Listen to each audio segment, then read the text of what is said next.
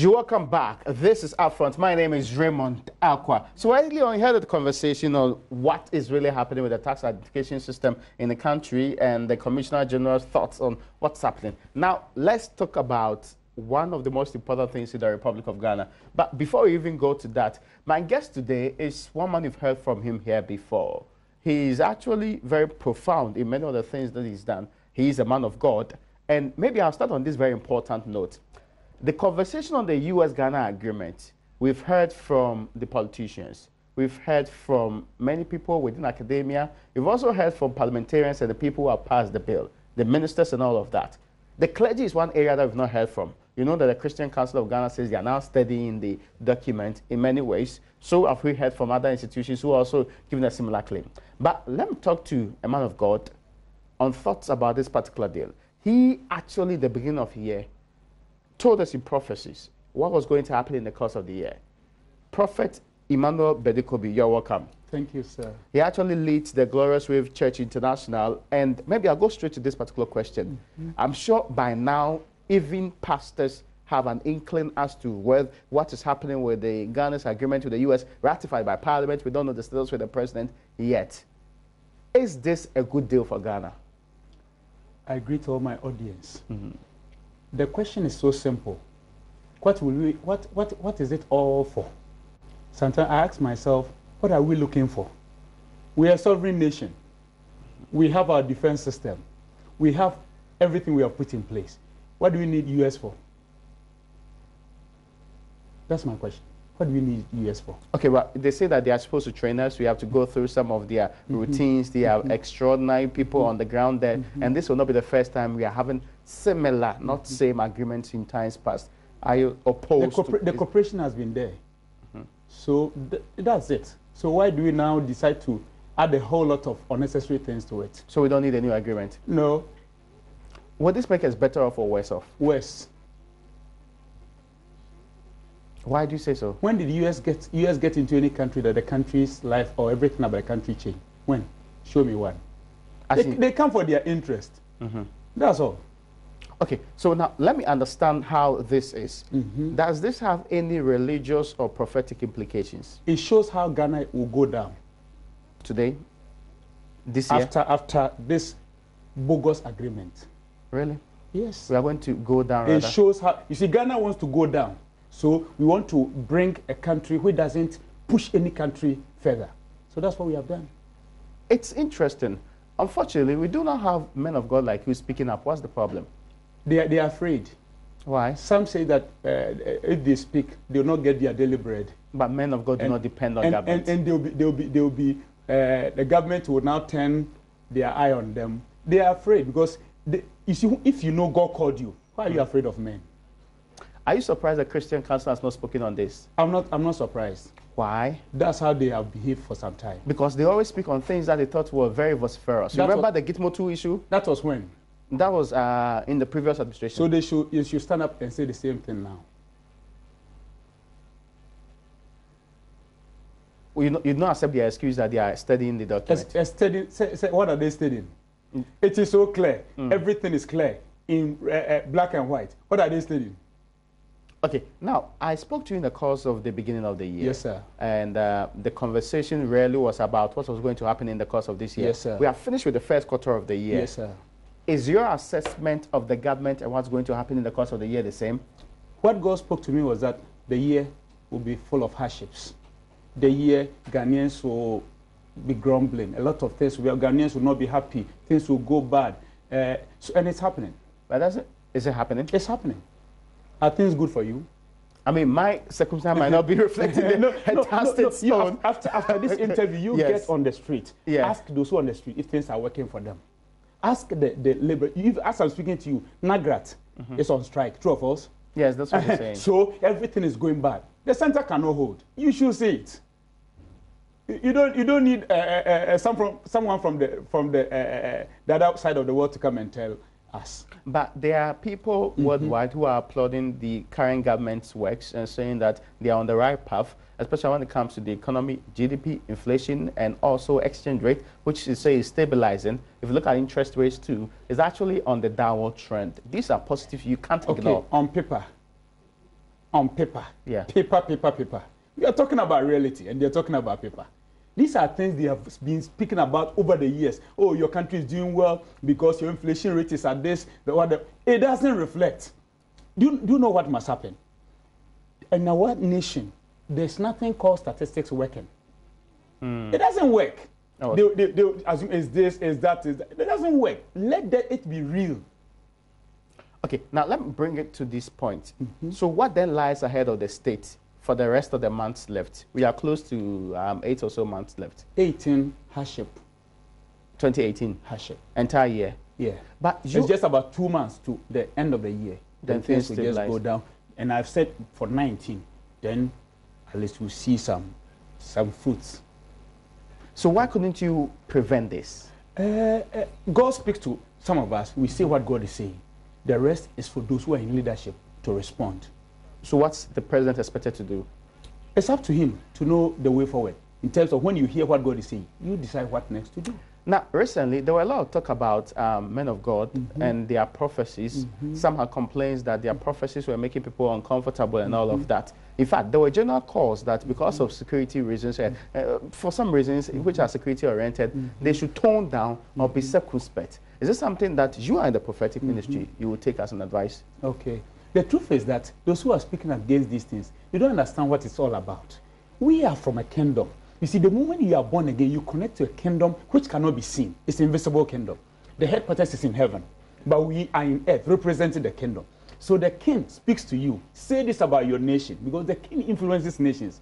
Say this about your nation. You say what he's saying. Who is a person to say that, or don't say what God is saying? Are they God? Okay, so that's the difference, right? You take only inspiration and direct messages from God. Yes, you take it from God, you say it. Certain times you know how to say it in a way that will really assuage the fears of people. But the truth is that say what God is saying. But even if that threatens the security of the state? Which state? Ghana. God and Ghana, which one is higher? I want to believe God because I'm a Christian. So, yes. So let's take God's word. And let's get to know what God is really saying. But let's get the explanation. But not everybody in this country is a Christian. Even if you're not a Christian and you're a Muslim, it's not Allah. It's not God. Whatever you are, it's not about God. Let's listen to God. There are some without beliefs at all. So if you don't believe, God is still God. It is only the fool who says in his heart, there's no God. I get your point. I just want to be clear in my mind about what has the president currently done wrong that prophetically was also supposed to be done? There are certain things working in the spirit who does not favor Ghana as far as the time is concerned. And this government, they need to set up spiritually. They need to sit up spiritually. They have a National Day of Prayer. National Day of Prayer. They actually, what do they tell God? They pray for the nation, for improvement, for all the things. Aglo has actually been doing these prayers for a very long time. Why will God not be listening to this clarion call? When you check the rule of David, he had a prophet. He had priests around him. What is happening? We should know if the men of God are leading the nation with him. If not, then I'm not sure this nation should get to where it will get to. What does the word of God tell you? Are they leading the nation with him? I'm not sure. Though I'm not close to that, but I'm not sure. Because what do we hear? We don't hear anything about a man of God saying that God says this nation is going this way. No. All men of God are doing now is that who is connected to the government? Those things don't matter. Government, really? 4 years, it's out of power, and you are talking about connecting to government. Let's talk about men of God as a voice for the nation. I get the impression you think that the men of God like yourself are not speaking up the way they ought to speak up. Is it the case? Yes. And I don't understand most of them. You have become, men of God have left their calling and become partisan. But let's say the truth. Has it always been the case or it just happened? It happens per every change of government. Okay. Yes, that's what I've been seeing. But some of us don't want to go that line. No. We can't take our daily bread from the government. The government is too small to cater for a man of God. When you are God's representative, you are above the nation. Isn't it also because they want to be more of unifiers than people who look in the face of people and tell them things that they may not be happy with? So they want to be in the middle and unify people rather. It is not scriptural. When God calls you, you are from a kingdom. Exodus chapter 9 says, 19 says, you shall be unto me a kingdom of priests. So you are to influence. Why do you stand in the middle to unify? You should influence. When the president is doing something wrong, tell him it's wrong, sir. You are wrong. Why? 4 years. He's ex. You seem to suggest that we cannot divorce religion from the state. We can't, because the state has its root in religion. When you go to the book of Isaiah chapter 60, it says, any nation and kingdom which does not bow to you shall perish. So the word nation has its root in the church. God told Abraham, who is our father, he said, through you shall many nations, out of you shall come many nations. So which nation exists on its own? No, it has its root in the church. The only problem is that then we may be making it look like religion is actually the bedrock of every state. But it doesn't look so. We are a secular state. Any nation which has left religion behind, look at how they are all tumbling down. America said, in God we trust. Now America left God. What is happening? Everything is going down for them. Okay. Look around. So God is the first. In the beginning, God. Let's keep God. Okay. Now, I want to stay on, two further issues. Because I have to ask you this particular question. We want to build a National Cathedral. Good or bad decision? It has never dawned on me to see what we call National Cathedral. Okay. So what I don't know, I don't know what President Akufo-Addo has really seen for which he's building it. So we don't have something like that. We only have to so maybe he has seen that there's nothing of that sort, so he wants to do it. Let's allow him. Would you support that? Oh, it's not bad. It's not a bad idea. It's not a bad idea. It's not a bad idea. How about supporting Ghanaians to go to Israel for pilgrimage? Like we support the Muslims to Mecca. The Muslims should go to Mecca because that's their... Yes, it's actually part of the pillars. But for us, does the Bible tell us to go to Israel? I don't know. So that's the first thing we must get to know. And two, God is not in Israel. Acts chapter 10, verse 34. Say God is no respecter of any person, but in every nation, he that feareth God and worketh righteousness is accepted with him. So the question is God in Israel or he's everywhere? So some of us have not gone to Israel, but God has blessed us. It's interesting. It's interesting to know that. Now, there is a controversial conversation about what will happen in 2020. Do you know who will win 2020 elections? This government has only one term. This government? Yes, has only one term. The other person I've heard say that's also Prophet Nigel. But to be fair, I have heard Prophet Obusu Bempa say that, Prophet Nigel is a small boy. A small boy in what? In the prophecy department, he's not comparable to him. It's a lie. Let me tell you. So when you say this government has one term, what would be the reason? That means this government has only one term to rule. Really? Yes. If they decide to go beyond that, it's between them and God. They have only one term. So the current government will lose the next election? If they may present another candidate, that is not this government. Oh, okay. So the president... yes, this current government has only one term. It's interesting. What is the basis for this particular God spoke to me. When? Not long ago. I prayed about the happenings, and God spoke to me that this government has only one term. That's why I've said it boldly. You see, when a prophet says... Don't you think that you are then opening yourself up for attacks? Because really, what the God president has has support. He has people, of course, recently, he won an election with more than 54% of the votes. That should tell you that there is huge support for him. Have you ever seen such elections in Ghana before? Please, has this president been gazetted? I want to know. The election? Yes. The results, the EC says, not yet. Why? I don't really know. We should know. Have you ever seen an election in Ghana that somebody got almost 1 million votes? Difference. It's not possible. So let's just let things move. 2020 is close. That's like 2 years away. No problem. Time. Would the government lose because of how it will conduct its affairs, or they will certainly, even if it does well, will still go away? It depends on who they'll bring. Two, it depends on how they get close to God. Because when I look around, there's so much of juju and those kind of things too much with this government. Really? Yes. Currently. Yes. But if they ask you for proof, you can't provide it. Oh, because the thing with the spiritual world is that it opens what God is proving to me is what I'm saying. So they should. So anybody amidst them who is connecting to things, they should stop. It's not good for the nation. We have come that far that we don't need these things in running a state. And that'll be the reason. But if they stop, it will change. They should stop. They should stop those things. And nobody wants to be bold to tell them. They should stop. But you cannot name names. When God speaks, you say what God says. If it's about names, it's not what we are called for. We are called to say what God is saying. You say what God is saying. But is it not interesting that the same country, whilst you and what's the name, Prophet Nigel, seem to be on one, and I've heard others say the same thing too.